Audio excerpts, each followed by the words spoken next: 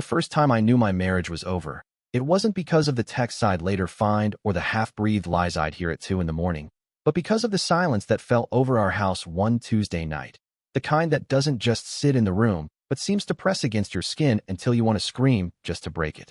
I came home early from a work trip, suitcase still smelling faintly of jet fuel, expecting to find Emily curled on the couch with her book like she always did when I was away. Instead, the living room lights were low, the TV murmured to itself with no one watching, and upstairs I heard the creak of the floorboards that meant someone was moving quickly, too quickly for comfort. My name wasn't called. No footsteps came to greet me. The first sharp stone of suspicion dropped into my stomach right then, and it didn't stop sinking. I left my bag by the door, moving through the house in that strange, slow way people move when they're trying not to admit what they already suspect. The scent hit me before I reached the bedroom. Her perfume, but layered over something else, warm and musky. A cologne I didn't own. I pushed the door open, and the world split. There she was, hair a mess of tangled waves, wearing the silk robe I'd bought her last Christmas, and he was there, standing by the window as if he belonged, shirt halfway buttoned, eyes wide like a cornered animal. It took me half a second to recognize him. Ryan, my oldest friend, the one I'd known since high school, the man I'd trusted enough to be my best man on our wedding day. Emily froze like a photograph, lips parted, hands trembling just enough for me to notice. Ryan spoke first, because of course he did, throwing up his hands as if that might erase the scene. No, wait. This isn't what it looks like. The sheer insult of those words almost made me laugh. My voice, when it came, was quiet enough that they had to strain to hear it. Then please, enlighten me. What exactly am I looking at? Emily's eyes filled, not with shame, but with panic, and she started spilling some nonsense about drinks that got out of hand, about an argument we'd had before my trip, about loneliness. Ryan, for his part, stood there looking like he wished he could dissolve into the wallpaper, and I realized in that moment he wasn't going to take any responsibility for this.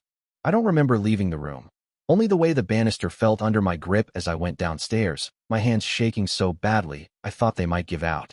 My phone buzzed in my pocket, a bank alert for a transfer I hadn't made. I glanced at the screen and saw $7,500 wired to an account in Ryan's name from ours. My chest tightened. When I looked up, Emily had followed me halfway down the stairs, barefoot, voice trembling as she said, "I can explain that." I didn't answer. I just set my keys on the counter, pulled a chair from the kitchen table, and sat, waiting for her to start talking. Her explanation was as weak as the perfume still clinging to the upstairs hallway. Something about Ryan's investment trouble, about helping him just until it cleared up, about me being too busy to understand. I stared at her until she couldn't meet my eyes. Every detail felt like another nail. Money missing, lies piling up, the betrayal not just of my marriage but of a friendship that had been part of my life for 2 decades. That night, I didn't yell or throw anything. I just told her to pack a bag and leave, because if she stayed, I wasn't sure I could keep my voice low enough to keep the neighbors from hearing. When the door closed behind her, the silence returned, heavier now, full of everything unspoken. I thought that was the end of it, but as it turned out, it was only the prologue.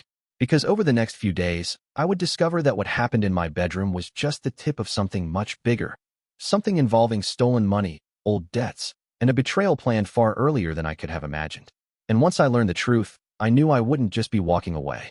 I'd be taking them both apart, piece by piece, until there was nothing left for them to hide behind. The morning after I told Emily to leave was the kind where the light coming through the blinds feels cold, as if it's carrying judgment. I sat at the kitchen counter with a mug of coffee I barely tasted, staring at our joint banking app on my phone. I'd opened it thinking I'd just review the account like I sometimes did when bills were due, but instead I was greeted by a column of transactions that unraveled like a magician's endless scarf. Small withdrawals at first, then larger ones, some to familiar vendors, but many to accounts I didn't recognize. The pit in my stomach grew when I saw 2 transfers to Ryan's handle on Venmo, followed by wire transfers in amounts that belonged in real estate closings, not in the middle of an ordinary Tuesday. One in particular caught my eye, a $3,000 wire with a signature authorization I supposedly gave. Only I hadn't.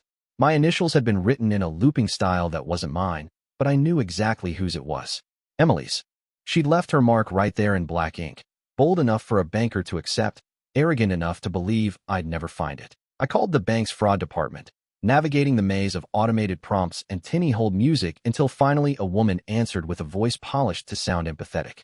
I explained the situation, but after 20 minutes of questions she informed me that because Emily was an authorized user, The transactions weren't technically unauthorized unless I had a court order or police report.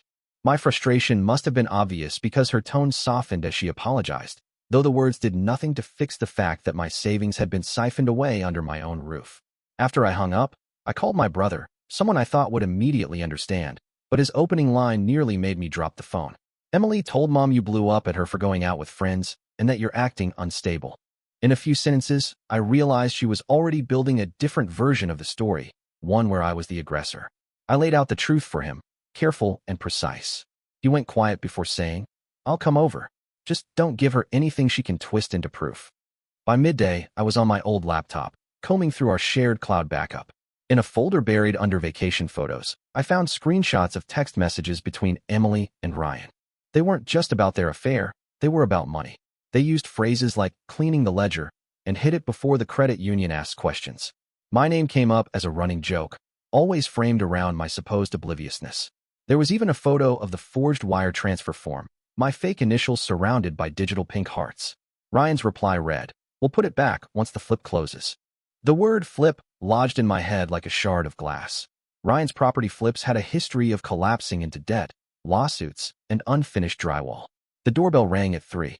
2 police officers stood on my porch, their faces politely unreadable. The taller one said they'd received a report of a domestic disturbance here last night. Allegations of shouting, throwing a lamp, and locking Emily out. The claims were fiction, but fiction can be powerful if it's told early and often. I calmly recounted the truth, inviting them to check the house. As they glanced through rooms, I caught sight of our unmade bed upstairs and felt the strange pang of seeing something so ordinary turned into silent testimony. When we returned to the door, the shorter officer explained that Emily had also accused me of financial control, which complicated things since her name was on the accounts.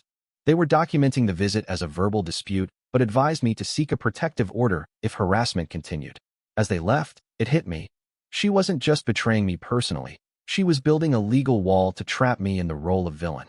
I called a lawyer immediately. Her name was Mara Kincaid, and she didn't waste time with platitudes. I sent her the bank statements, screenshots, and message logs. "Your wife," Mara said evenly, "is setting the stage to control the narrative in court.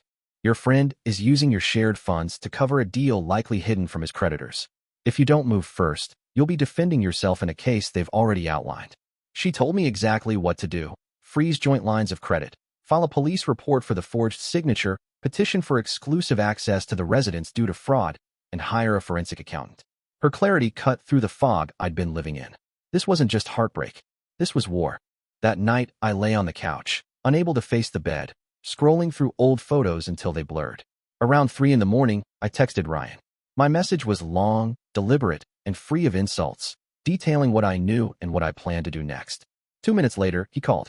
His voice had that late-night mix of arrogance and false warmth. "Don't do something you can't walk back," he said. "This is temporary. I'll make you whole once the deal closes." I told him forging my initials and sleeping with my wife wasn't temporary. His charm cracked, replaced with a sneer. "You're not as clean as you think. You've signed off on things you don't even remember." Emily needed someone flexible. The word made me want to throw the phone, but I didn't. I just ended the call. By dawn, Mara emailed me saying the emergency motion had been filed and that the court would likely grant temporary possession of the house to me. The forensic accountant, a small, meticulous man named Ortega, arrived at my kitchen table with a laptop and legal pad. In under an hour, he found something I'd missed, because grief blinds you to what's obvious. A $12,000 withdrawal funneled through an LLC that didn't exist 6 months ago, one that listed Ryan's mother as the sole registered agent. Ortega's eyes lifted from the screen with a quiet certainty. "They're not just taking your money," he said. "They're laundering it through someone who can't be touched without hitting family." By the time Ortega closed his laptop, my head was pounding from the sheer volume of information he'd uncovered in such a short time. The $12,000 funnel through Ryan's mother's shell company wasn't an isolated incident. It was part of a chain of transfers that looped through half a dozen accounts, each cleverly designed to look like unrelated transactions. Ortega leaned back in his chair, tapping his pen against the notepad where he'd mapped the connections like a spiderweb. "This isn't amateur," he said finally. "Someone knows enough about financial structures to hide intent. If you hadn't caught this now, the paper trail would have been buried under legitimate-looking business activity." His words made me realize something chilling. This had been in motion for months, maybe longer. Emily and Ryan hadn't just been careless lovers. They'd been co-conspirators. I asked him what it would take to unravel it fully. Ortega smiled faintly, the way people do when they've just been handed their favorite puzzle. Time, subpoenas, and someone on the inside who either hates them or loves money more than loyalty. That last part stuck with me. I didn't have much leverage with Ryan's circle. They were mostly hangers-on, feeding off whatever scraps of cash or charm he threw their way. But Emily's family was another matter. Her younger brother, Caleb, had never liked Ryan, not even in the early days. He'd once told me that Ryan was the kind of guy who sells you a car with a smile while swapping the tires for bald ones. Caleb and I hadn't spoken much since Emily and I started to drift apart, but the memory of that blunt assessment made me think he might be the ally I needed. I called him that afternoon, half expecting him to hang up the moment he heard my voice. Instead, after a pause, he said, "So, you finally saw through them." That told me more than any formal greeting could. I gave him the broad strokes: infidelity, forged transfers, and a scheme that reached far deeper than I'd imagined. There was a long silence on the line. Then he said, "Meet me at McLaren's after work. I've got something you'll want to hear." McLaren's was a dim Irish bar we'd gone to a few times after family dinners. The kind of place where the booths were deep enough to hide in and the staff didn't care who you were as long as you tipped. When I arrived, Caleb was already in a booth, a pint in front of him and a folder on the table. He slid it toward me as I sat down. "Ryan's been trying to rope me into his latest flip for months," he said. "And I've been letting him talk because I figured he'd eventually say something useful. Last week, he bragged that Emily had pulled money from your account to cover an unexpected inspection issue." I opened the folder. Inside were photocopies of contractor invoices, emails from Ryan to potential investors, and a text thread between him and Emily where they discussed parking funds in the Shell LLC until they could move them offshore. Seeing it in writing was like getting punched in the gut all over again. Caleb took a sip of his beer, watching me over the rim of the glass. "You're not the first person he's burned. 2 years ago, he screwed over a guy named Keller, another investor, and Keller's been waiting for payback. He's not a saint, but he knows how to make people like Ryan squirm." The way he said it made me think this Keller might be exactly the sort of inside Ortega had mentioned. Caleb gave me Keller's number and warned, "He won't do anything out of the kindness of his heart. But if you can convince him there's something in it for him, he'll be your bulldog." I called Keller that night. His voice was gravelly, slow, like he weighed every word before letting it out. I told him who I was and that I had information on Ryan that could hurt him more than just financially. Keller chuckled. "You've got my attention. I assume you're not calling to make friends." I laid out enough to show I was serious, but kept the rest in my pocket. When I mentioned the Shell company and offshore angle, his tone shifted. "Meet me tomorrow, noon. Bring proof. If you're lying, I'll know before you've finished your coffee." The next day, I met Keller at a diner off the highway. He was a big man in his 60s with sharp eyes that seemed to miss nothing. I handed him copies of Ortega's findings and Caleb's folder. He flipped through them without comment, then leaned back. "This is good. This is very good. Ryan owes me $100,000, and I've been waiting for the right pressure point. You just handed me a whole map of them." He grinned, and it was not a kind expression. "Here's what we'll do. I'll make some calls to the contractors on these invoices. Half of them are people I know. They'll tell me if the work was ever done. If it wasn't, we can prove fraud. That's leverage." It was the first time in days I felt like the ground under me was solid. Keller wasn't in this for me. He was in it for himself, but our goals were aligned, and that was enough. Back home, Ortega called with another development. I traced one of the larger wires, $15,000, to a private escrow account. It's still there, untouched. If we can get a freeze on it, you might actually recover some of the funds. I told Mara immediately, and by evening, she had filed the necessary motion. That night, I sat at the kitchen table surrounded by folders, notes, and the slow hum of possibility. The hurt was still there, raw and heavy, but it was beginning to feel like something I could shape into a weapon. Before bed, I got a text from an unknown number. He's starting to sweat. Keep pushing. No name, no context, but I didn't need it. I knew it was Keller, and I knew that whatever was coming next, Ryan and Emily weren't ready for it. By the end of that week, the pieces had started to move faster than I could track them. Keller worked like a man with a vendetta and no off switch. Every evening he'd call with updates delivered in that low, measured tone that somehow made everything sound more dangerous. 2 of the contractors confirmed they never set foot on Ryan's job site, he said on Wednesday.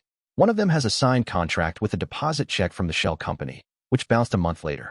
That's wire fraud and contract fraud. Beautiful combination. He actually sounded pleased, like he was describing a fine meal. Ortega, meanwhile, was unearthing more dirt than I thought possible. He found that the Shell LLC wasn't just a pass-through. It was linked to a dormant company Ryan had registered under a different name 5 years ago, one that had been quietly dissolved after creditors started circling. The guy's recycling his own failures, Ortega muttered over the phone. I've never seen arrogance on this scale. He thinks if he buries the past under enough paper, no one will dig deep enough to notice it's still rotting. Mara saw the growing pile of evidence and decided it was time to strike. We'll file a formal complaint with the district attorney's office, she said. But more importantly, we'll send a demand letter to both him and Emily. That will rattle them. They'll know you're not just licking your wounds. She drafted a letter so precise it read like a surgical incision, laying out every suspicious transfer, every forged authorization, and every false invoice. At the bottom, in bold, she gave them 72 hours to respond before criminal charges were pursued. That letter was the match. Less than a day after it was delivered, Emily showed up at the house unannounced. She stood on the porch, arms crossed, face tight with something halfway between anger and panic. We need to talk, she said, the words clipped. I stepped outside, shutting the door behind me. There's nothing left to talk about, I told her. You made your choices. Her jaw tightened. You're blowing this out of proportion. Ryan's deal just needs more time, and once it closes, the money goes back. No one has to know. She said it like secrecy was a favor to me, like the problem wasn't the betrayal itself, but the possibility of other people finding out.